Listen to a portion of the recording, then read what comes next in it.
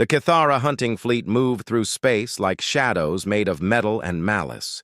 Their ships, sleek and predatory, had perfected the art of silent approach over 3 centuries of conquest.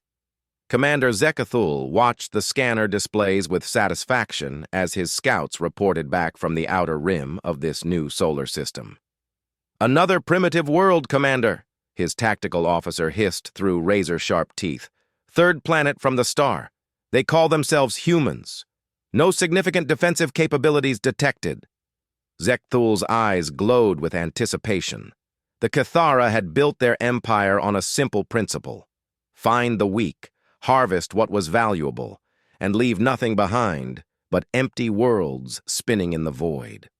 It had worked for them across 47 star systems, and this blue-green world would be no different. "Population estimate?" Zekthul asked, his claws tapping against his command chair. "Approximately 8 billion. Diverse genetic stock. The young ones will fetch premium prices in the slave markets of Androcor Prime." The commander's mandibles clicked in pleasure. Children were the most valuable commodity in their trade network. Young minds could be molded, trained, turned into perfect servants for the galaxy's elite. The younger, the better the price. It was a business that had made the Cathara the wealthiest raiders in 3 sectors. "Any signs of interstellar capability?" "Primitive chemical rockets only, sir. A few small stations orbiting their world. Nothing that could threaten us. Their most advanced weapons appear to be fusion-based, barely capable of planetary destruction. We've seen Stone Age civilizations with more bite." Zekthul stood and walked to the viewing port. In the distance, a small blue dot hung in the darkness, so peaceful, so unaware of what was coming. "Begin the approach. Standard harvest protocol. Target population centers with the highest concentrations of young. We'll start with their educational facilities and medical centers. The adults we can process for labor, but the children are the real prize here."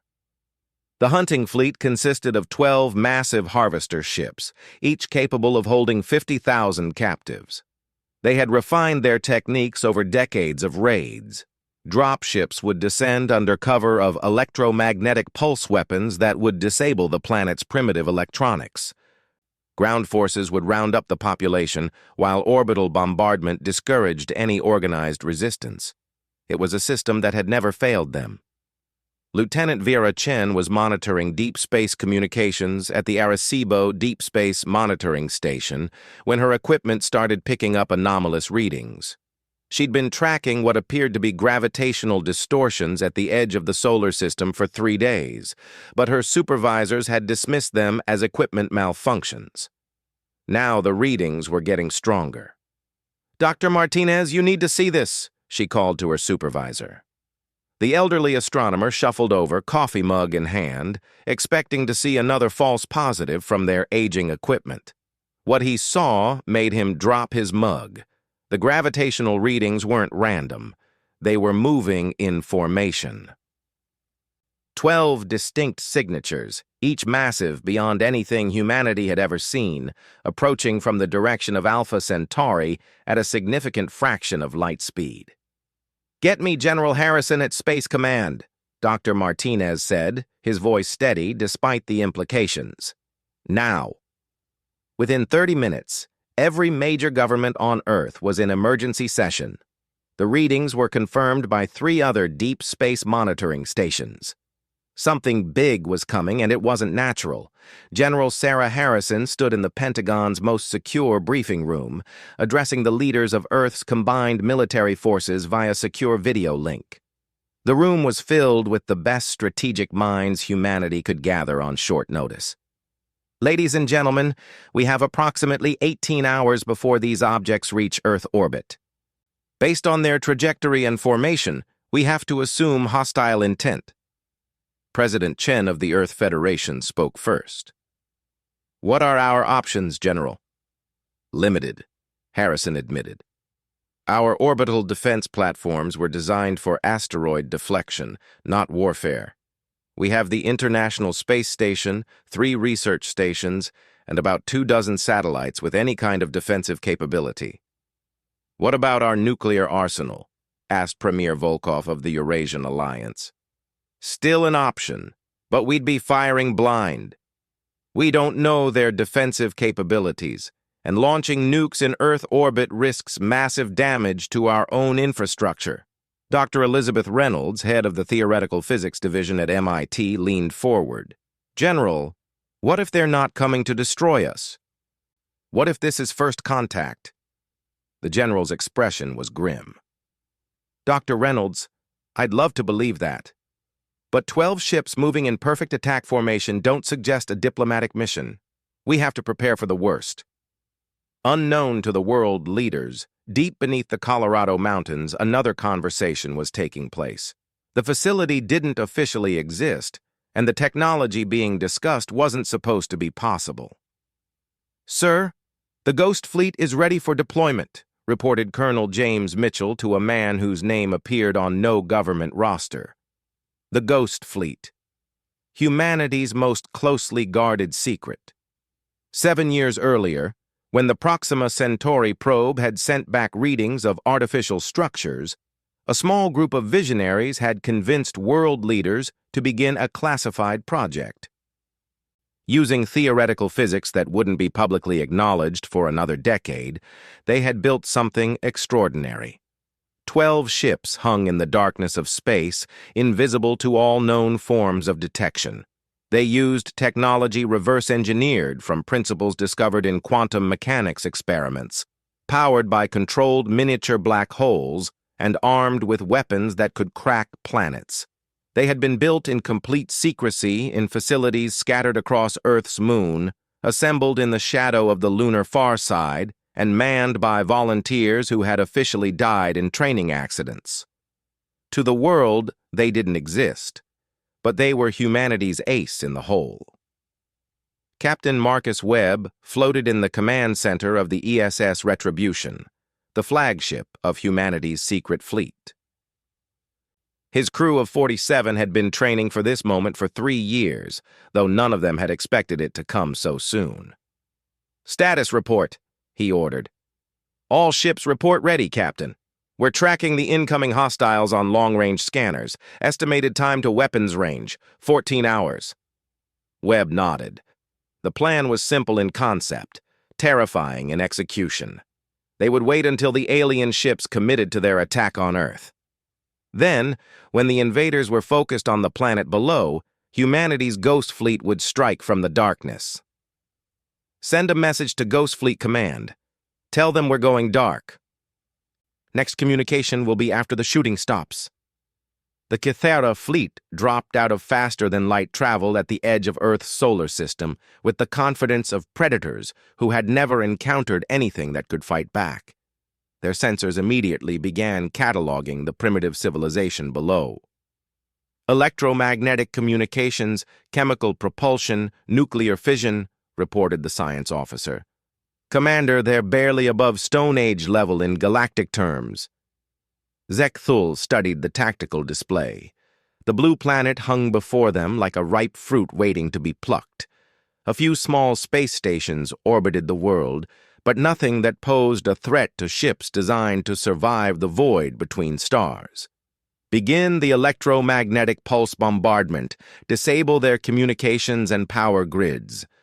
I want them blind and helpless before we begin harvesting." The first wave of EMP bursts swept across Earth like an invisible tsunami. Power grids failed across entire continents. Communication networks went dark. Within minutes, human civilization was thrust back into the pre-electronic age. But in the deep bunkers and hardened military facilities, backup systems hummed to life. The leaders of Earth watched their world go dark and knew that their worst fears were being realized. "This is it," General Harrison said grimly. "All units, implement Scenario 7. God help us all." The Kythera dropships launched like a swarm of metallic insects. Each carried 200 ground troops equipped with energy weapons and capture technology refined over decades of slave raids. Their mission was simple: secure the population centers, prioritize the young, and prepare them for transport to the harvest ships. The first target was London. The ancient city lay dark and helpless as the alien craft descended through the clouds. Zekthul watched from orbit with satisfaction as his forces began their deadly work, but something was wrong. "Commander," his communications officer called out. "We're receiving a transmission from the planet, audio only, but it's coming through on multiple frequencies." "Put it through." A human voice, calm and steady, filled the command bridge of the Cathara flagship. "To the alien vessels currently attacking our world. This is General Sarah Harrison of Earth Defense Command. You have made a grave error. You have attacked a world under the protection of humanity, and humanity does not forgive those who prey upon the innocent. You will cease your attack immediately and withdraw from our solar system, or face the consequences of your actions." Zekthul's laughter was like the sound of breaking glass. "Consequences? From these primitives? Tell them they are now property of the Cathara Empire. Their children will serve our customers well." The transmission from Earth came back immediately. "You have been warned. What happens next is on your heads." That was when the darkness around the Cathara fleet came alive with fire. The ESS Retribution materialized out of nothingness, barely 1,000 kilometers from the Cathara flagship, its weapons already charging. Captain Webb had spent 3 years studying theoretical alien combat tactics, but nothing had prepared him for the reality of facing ships designed to harvest worlds. "All stations, this is Ghost Leader. Execute Operation Righteous Fury. Show them what happens when you threaten Earth's children." The secret human fleet revealed itself in a coordinated strike that turned the void around Earth into a battlefield. Weapons that shouldn't have existed according to known physics carved through Cathara shields like paper. The aliens' confidence evaporated in the face of an enemy that had appeared from nowhere with technology that matched their own. "Impossible!" Zekthul screamed as his flagship's shields collapsed under a barrage of gravitational torpedoes. "They're supposed to be primitives!" But the humans weren't primitives. They were a species that had spent their entire evolutionary history fighting each other, learning every possible way to wage war. When they turned that accumulated knowledge toward the stars, they had created something terrible and beautiful, a fleet designed not just to fight, but to protect. The battle raged across Earth's orbital space as the Cathara realized they had made a fundamental error. They had assumed that a planet's defensive capability could be measured by its most obvious technology. They had never considered that humanity might have been hiding its true strength, waiting for exactly this moment. As the first Cathara harvester exploded in a ball of contained plasma, Captain Webb opened a channel to all human ships. "This is what we trained for, people. These bastards came here to steal our children. Show them why that was the worst mistake they've ever made." The Ghost Fleet moved through the alien formation like wolves among sheep, and the Cathara began to understand that they were no longer the hunters. They had become the prey. The space around Earth had become a graveyard of broken dreams and shattered metal. 3 Cathara harvest ships drifted as burning hulks, their crews either dead or desperately trying to evacuate before their reactors went critical. The alien fleet that had arrived with such confidence was now scattered and reeling from an enemy they had never imagined possible. Commander Zekthul's flagship shuddered as another gravitational torpedo struck its weakened shields. His bridge crew worked frantically at their stations, trying to comprehend how their supposedly primitive targets had acquired weapons technology that surpassed even Cathara engineering. "Damage report," he snarled, his confidence replaced by something he hadn't felt in decades: fear. "Reactor 3 is offline, sir. Shield generators operating at 30% capacity. We've lost contact with Harvesters 7, 9, and 11. The humans, their weapons are unlike anything in our databases." Through the chaos of battle, Zekthul could see the human ships moving like ghosts through the void. They appeared and disappeared without warning, striking from impossible angles before vanishing back into the darkness. It was as if the humans had somehow learned to bend space itself to their will. Captain Marcus Webb stood on the bridge of the ESS Retribution, watching the tactical display with grim satisfaction. The plan was working better than they had dared hope. Years of preparation, of building weapons in secret and training crews who officially didn't exist, were paying off in the most deadly way possible. Ghost 7. Reporting 3 more dropships destroyed over London, came the voice of Captain Rodriguez over the comm. Ground forces are in full retreat. Ghost 4 here, added Captain Nakamura. Intercepted a Kithara transmission. They're trying to call for reinforcements from something called the Androcor fleet. Should we jam their communications? Webb considered for a moment. Negative. Let them call for help. I want every slaver in this sector to know what happens when you threaten human children. When their reinforcements arrive, they'll find nothing but wreckage and a warning. The secret human fleet had been designed with one principle in mind: maximum lethality with complete deniability. Each ship was equipped with quantum stealth technology that rendered them invisible to conventional sensors. Powered by containment systems that harnessed the energy of microscopic black holes and armed with weapons that manipulated fundamental forces of the universe. But perhaps most importantly, they were crewed by volunteers who understood exactly what they were fighting for. Lieutenant Sarah Kim manned the weapons console aboard the ESS Vengeance, targeting Kithara dropships as they tried to flee Earth's atmosphere. Each ship carried captured humans, including children who had been seized from schools and hospitals during the initial assault. Target acquired, she reported. Kithara transport bearing 27 Mark 8, reading approximately 300 human life signs aboard. Can you disable without killing the prisoners? Asked Captain Torres. Affirmative.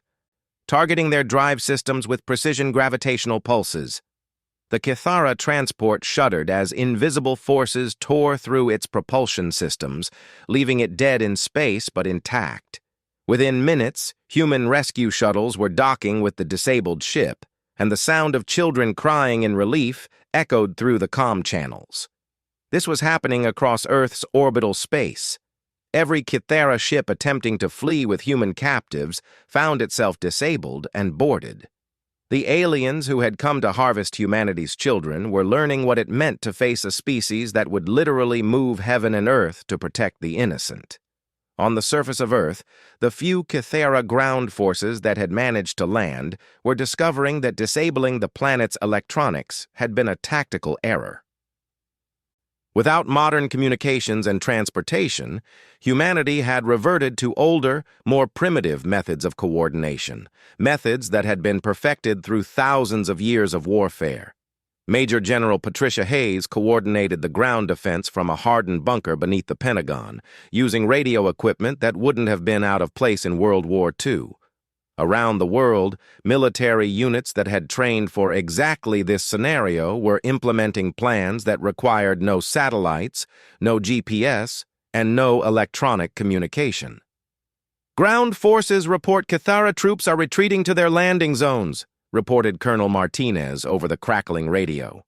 They seem confused by our rapid response. It's like they expected us to be helpless without our technology. Hayes smiled grimly. They don't understand that we're the species that conquered our own planet with nothing but sharp sticks and bad attitudes. Taking away our electronics just makes us angry.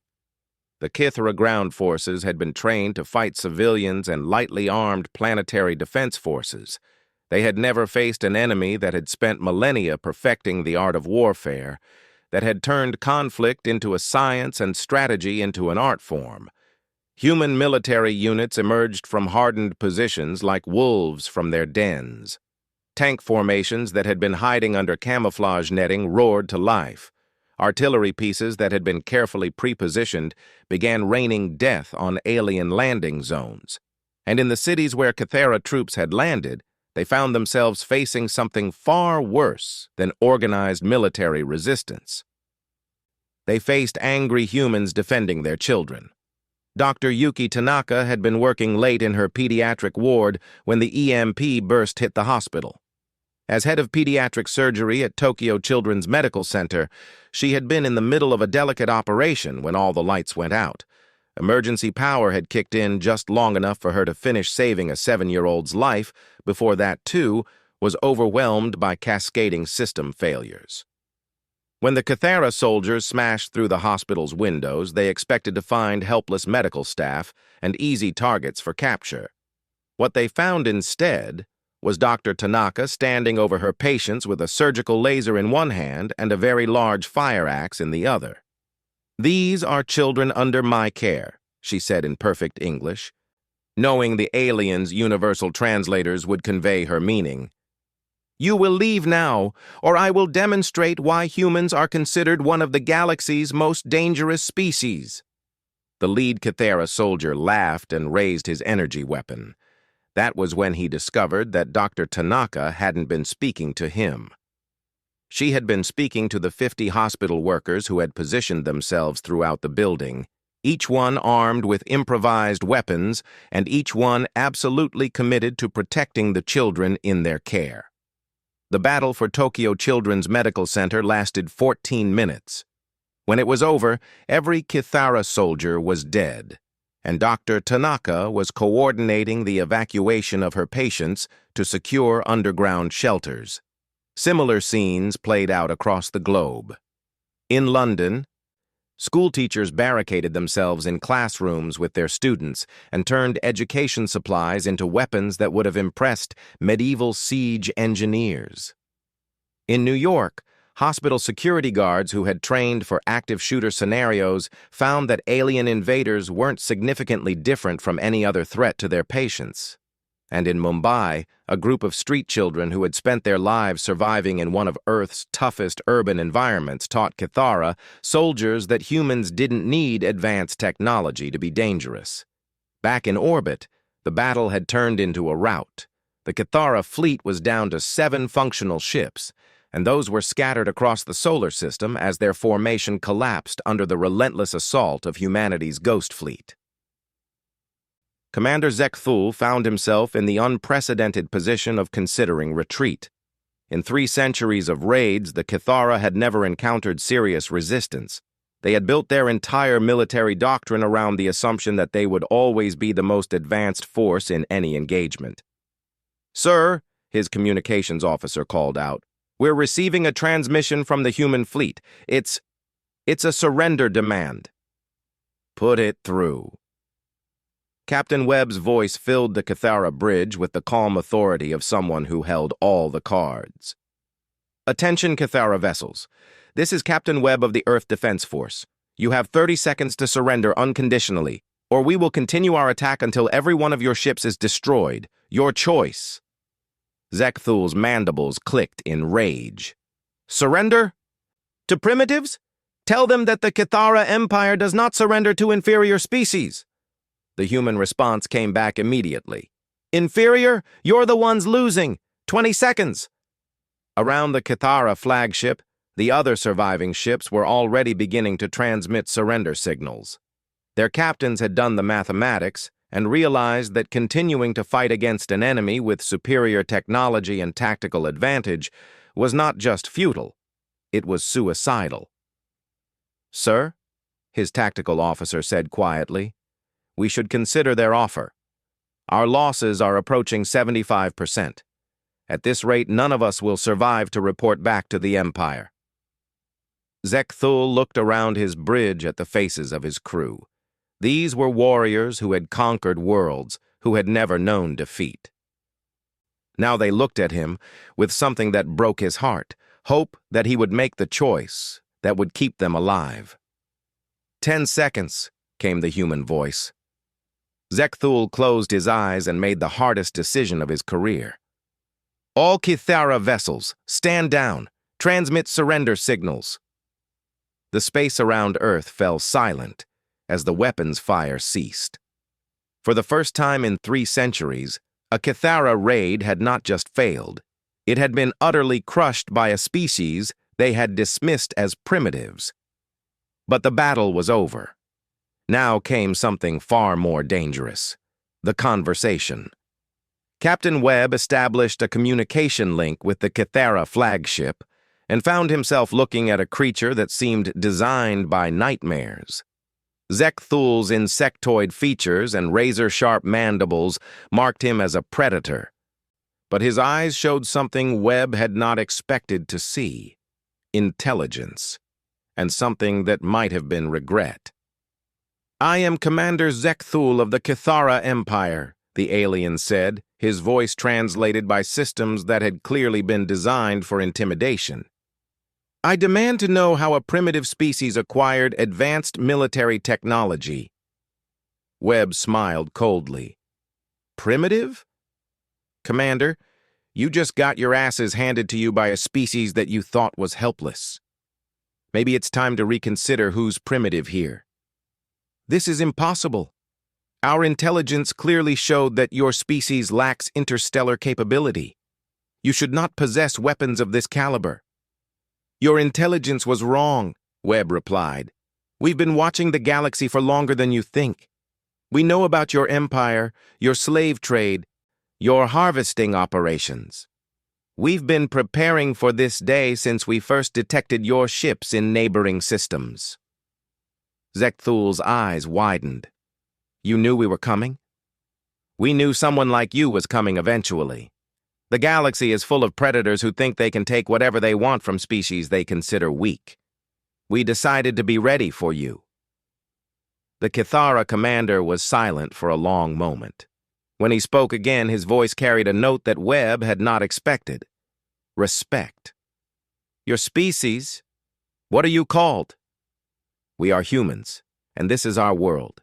These are our children, and anyone who threatens them will learn why we spent 10,000 years perfecting the art of warfare before we ever left our planet."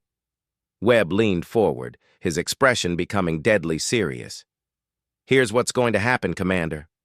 You're going to return every human you've captured.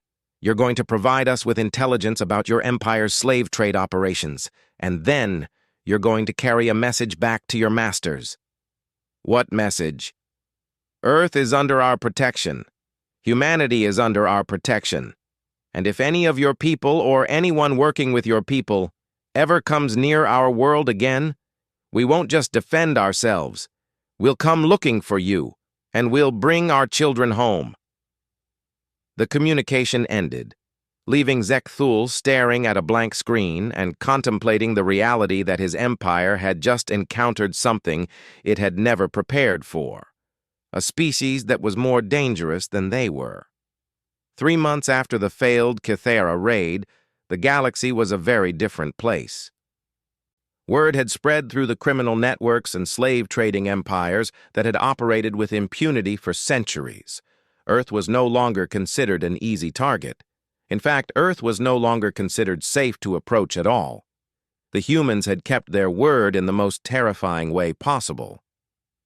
Admiral Vextar of the Androcor Syndicate stood before a holographic display showing the wreckage of what had once been the most profitable slave processing facility in 3 sectors.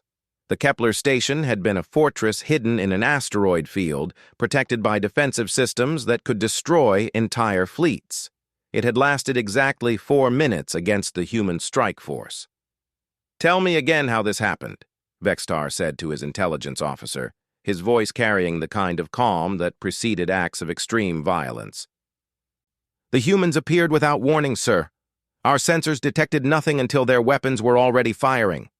They disabled our defenses, extracted all the captive children, and then—" The officer paused, clearly struggling with what he had to report. "And then?" "They sent a message, sir, to every criminal organization in the sector. It simply said, 'We told you we would come.' Then they destroyed the entire facility." Vextar's 4 eyes studied the tactical display. Kepler Station hadn't just been destroyed, it had been systematically disassembled by weapons that treated matter itself as a suggestion rather than a law. The humans hadn't just attacked a target, they had sent a message written in the language of absolute devastation. "How many children did they rescue?" "All of them, sir. 12,000 from 47 different species. The humans transported them to medical facilities and then arranged for their return to their home worlds. They refused any payment or reward. That was perhaps the most disturbing part of all. The humans weren't acting out of profit or territorial ambition. They were acting out of something far more dangerous: principle. Captain Marcus Webb stood on the observation deck of the ESS Retribution as it hung in orbit above Earth, watching the blue and white marble that had become the most feared planet in 3 sectors of the galaxy. 6 months ago, Earth had been unknown to galactic civilization. Now, the mere mention of humanity sent criminal organizations into hiding. "Status report, Commander Hayes," he said to his second in command. "Ghost Fleet operations continue on schedule, sir. We've successfully dismantled 7 slave trading operations, rescued over 30,000 children, and delivered intelligence packages to 42 civilized worlds, warning them about Cathara activities in their regions." Webb nodded with satisfaction. The Ghost Fleet had evolved beyond a defensive force into something unique in galactic history, a military organization dedicated entirely to protecting the innocent across multiple star systems. They had become humanity's gift to a galaxy that had forgotten what justice looked like. Any word from the Galactic Council? "They've sent another invitation for Earth to join as a full-member world. Apparently, our peacekeeping activities have impressed them. They're offering us advanced technology and trade agreements if we'll formalize our anti-slavery operations." Webb smiled. "What did the President tell them?" "That Earth will be happy to cooperate with any organization committed to protecting children and stopping the slave trade. But that humanity doesn't need their permission to do what's right." The Galactic Council was learning what criminal organizations had already discovered. Humanity operated by its own moral code, and that code was non-negotiable. Dr. Elena Vasquez, Earth's leading xenobiologist, reviewed the intelligence reports that had been flooding in since the Cathara prisoners had been interrogated. The picture they painted of galactic civilization was both fascinating and horrifying. "The slave trade is bigger than we imagined," she reported to the emergency session of the United Earth Council. "According to Cathara records, there are over 200 species actively engaged in capturing and trading sentient beings. Children are the most valuable commodity because they can be conditioned to accept slavery as natural." President Chen leaned forward. "What about the species being victimized?" "That's where it gets interesting. Most of the victim species are what the galactic community calls developing worlds, planets that haven't achieved interstellar travel yet. Sound familiar?" The council members exchanged grim looks. Earth had been targeted because humanity appeared to be helpless. How many other worlds were being systematically harvested while the civilized galaxy looked the other way? "There's more," Dr. Vasquez continued.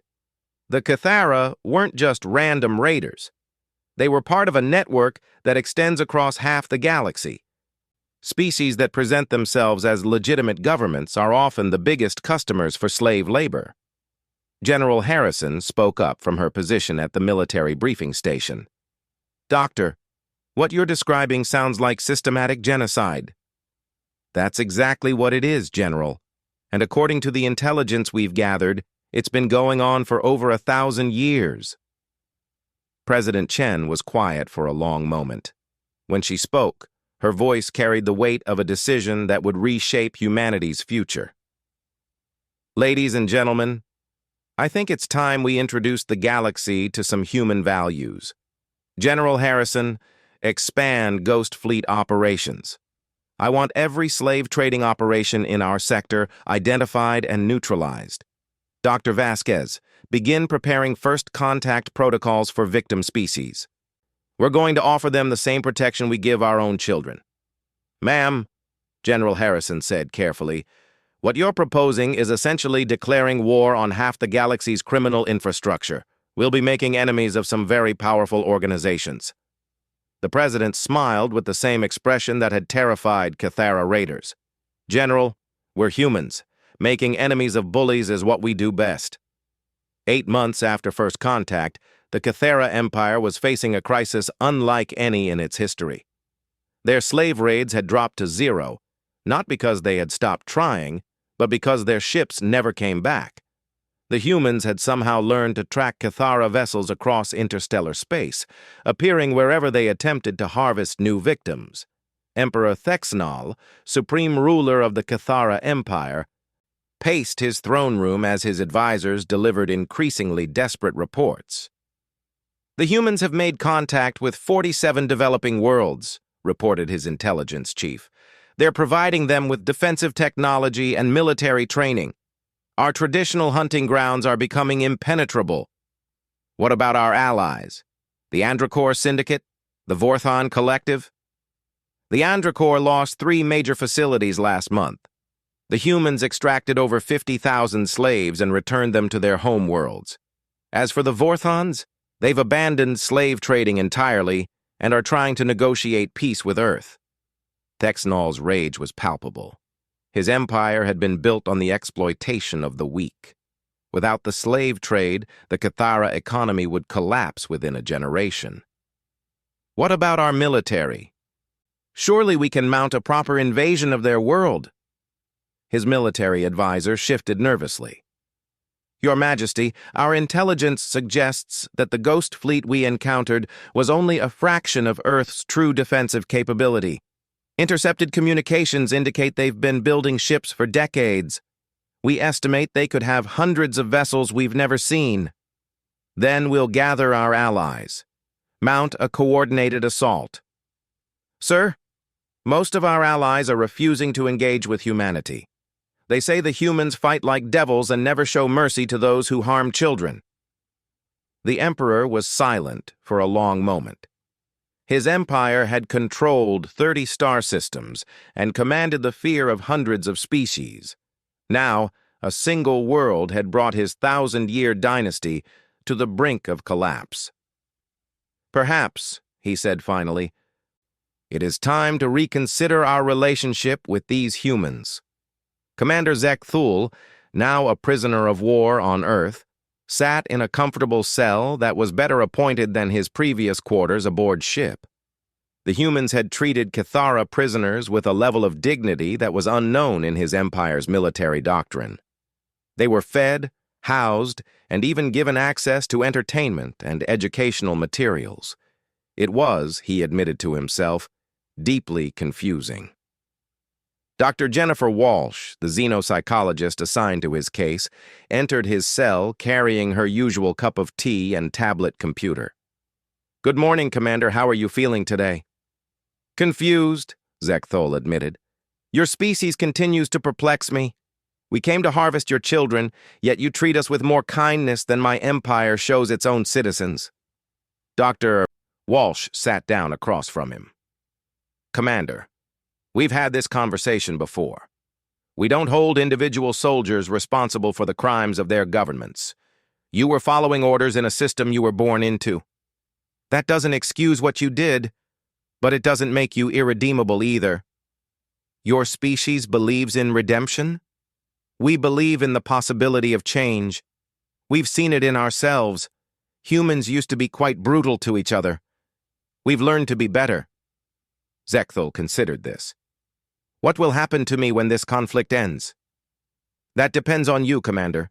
You can return to your empire and continue supporting a system based on slavery and exploitation. Or you can help us build something better." "What do you mean?" Dr. Walsh leaned forward. "Your intelligence has been invaluable in helping us rescue slave children from across the sector. You've provided tactical information that has saved thousands of lives. Some of my colleagues think you might be genuinely committed to helping us end the slave trade. And if I am, then you'll have a place in the new order we're building. A galaxy where children are protected, where the strong defend the weak instead of exploiting them." Zekthul was quiet for a long time. Finally, he asked the question that had been haunting him for months. "Why do your people care so much about children who aren't even human?" Dr. Walsh smiled. "Because that's what separates us from predators, Commander. We don't just protect our own. We protect anyone who can't protect themselves." It's what makes us human. As news of humanity's anti-slavery campaign spread across the galaxy, something unprecedented began to happen.